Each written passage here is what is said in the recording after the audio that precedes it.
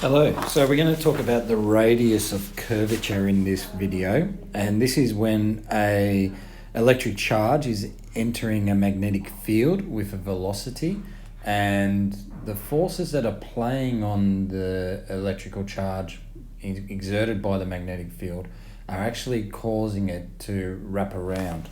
So what I want to start us thinking about is think about a proton. So here's my proton, and this proton is going to be moving at a velocity. We might give it a velocity of, let's say, 10% the speed of light, and it's going to be entering a magnetic field that's going to be going into the page. Now, this could be a setup that happens in a synchrotron or a particle collider, such as the Large Hadron Collider. And this is what the Large Hadron Collider actually does. It actually smashes protons together. And let's say that this proton is traveling at a fast speed. And what we can say is that it's carrying a positive charge. It's moving in that direction. We're going to use our right-hand palm rule. So fingers into the page, thumb to the left, and therefore it will have a force that goes upwards. And what this does is it creates a resultant vector. So I'm just going to get rid of this red vector for the moment.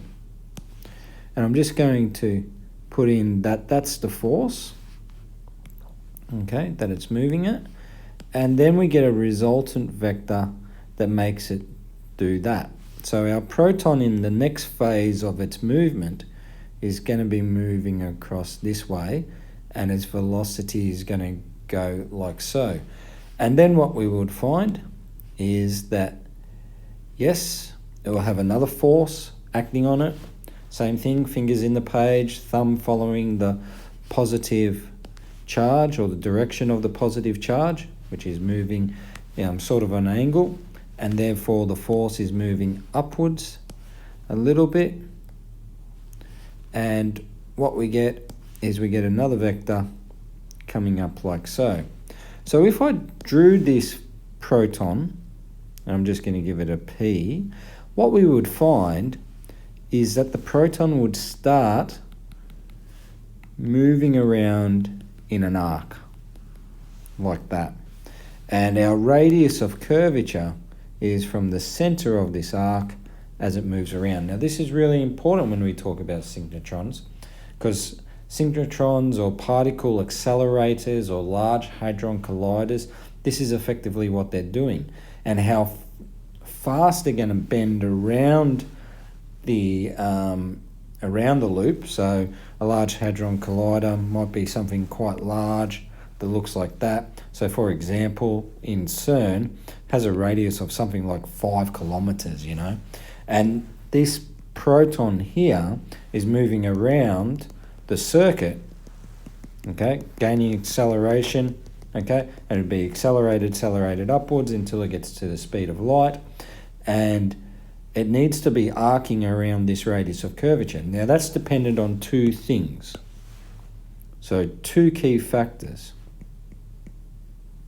Okay, and there's a third factor, but two key factors is the velocity that it moves into the field, and it will retain that velocity for most part, and the strength of the magnetic field. Now, the other thing to consider is also how much charge is the particle carrying. In this case, we're talking about a proton. The charge of a proton is set. If it was an electron, obviously that would be a different charge, and we would have to play with the velocity and strength of the magnetic field. So what I want to do is I want to have a look at an exam problem, and this is taken from the 2018 VCE exam. And what it states is that electrical field accelerates a proton between two plates. So we have a traditional cathode-anode kind of setup here, and the proton exits into a region of uniform magnetic field as shown here at right angles to its path and it's directed out of the page, which you're seeing here with the dot coming out of the page. Now, if we think about our proton, here's our positive charge, it's moving like that. Okay, so thumb following the direction of the charge, okay, fingers coming out of the page, therefore our palm should be facing downwards and the proton should be following this path. And I suspect that in the question we're going to be asked to find the radius of curvature. So the first question that we have here is calculate the strength of the electrical field between the plates. So this is going back a couple of sections in chapter 6, and what we must remember for this, electrical field strength equals the potential difference over the distance between the two plates. So here we would have our potential difference is 10 kilovolts, so 10 times 10 to the 3. The distance that they're set apart is 20 centimeters. I'm going to convert that to meters, and my electrical field strength should be 5,000 volts per meter. Okay. Then we have a second question. Calculate the speed of the proton as it exits the electrical field. So in here we have to remember that work is given as QV, but we can also express work as kinetic energy. So half mv squared equals QV. And what we're going to have, if I'm getting this in terms of, let's just say V squared, I'm going to have 2QV all on M.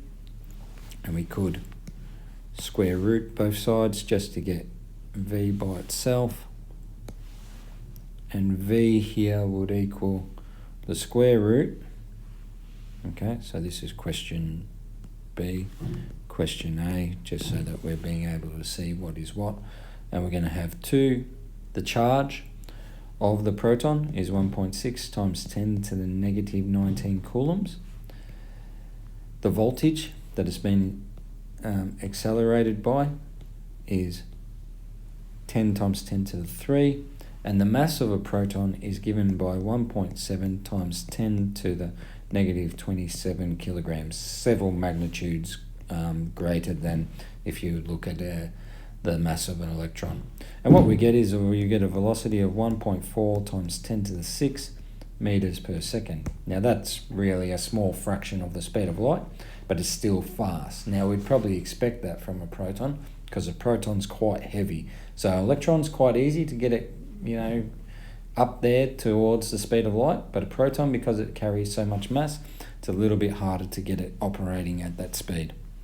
So for question C then, what we've been asked to do is to find the radius of curvature. So what happens, so if I go back here, what happens when it curves around there? What is our radius? So there's a couple of things that we want to acknowledge, and they have to go with the forces that are being applied to the proton as it enters the magnetic field. And that's QVB. That's one way that we can find the force being exerted on the proton as it enters the magnetic field. And if we think that it's moving in a circular motion, then we're using mv squared on r. So we can write r as equaling mv squared QVB, plug in our values, and we'll get 0.53 meters. Now you'll have to go back, have a look what the mass of the proton, the velocity of the proton is given as that. Okay, that needs to be squared, QVB. Okay, and then we get Q is the charge of the proton, V, remember this is potential difference, and B is the field strength. And that's where you would get your radius of curvature. Okay, I hope this helps.